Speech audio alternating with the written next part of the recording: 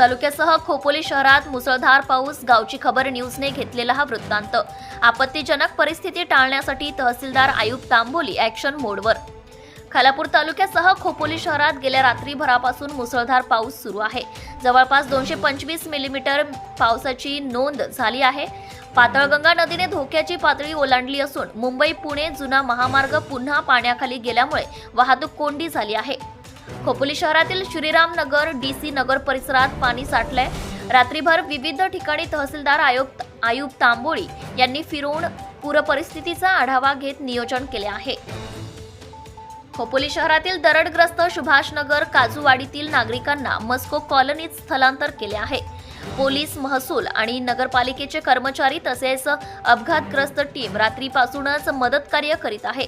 मुसळधार पाऊस पडत असला तरी मोरबे धरणाच्या पाण्याची पातळी अंदाजे 81 मीटर असल्यामुळे धोक्याची पातळी ओलांडली नसली तरी धुवाधार पावसामुळे जनजीवन विस्कळीत झाले असून सर्व शाळांना सुट्टी जाहीर करण्यात आली आहे. रायगड जिल्ह्याला रेड अलर्ट दिल्यानंतर मुसळधार पावसाने झोडपून काढले आहे. खोपोली शहर घाटमाथ्याच्या पायथ्याशी असल्याने डोंगरावरील छोट्या मोठ्या धबधब्यांचे पाणी पाताळगंगा नदीला मिळते. सुभाषनगर वसाहतीवरील दरडग्रस्त धोकादायक स्थितीत असून गेल्या अनेक वर्षांपासून रहिवाशांच्या डोक्यावर या दरडीची टांगती तलवार कायम असतानाच अतिवृष्टी काळात इर्शालवाडीसारखी दुर्घटना घडून यासाठी नगर परिषद मस्को कॉलनीतील इमारतीमध्ये स्थलांतर करण्यात आले आहे. तसेच काजूवाडीतील कुटुंब आपल्या नातेवाईकांकडे राहण्यासाठी गेले आहेत.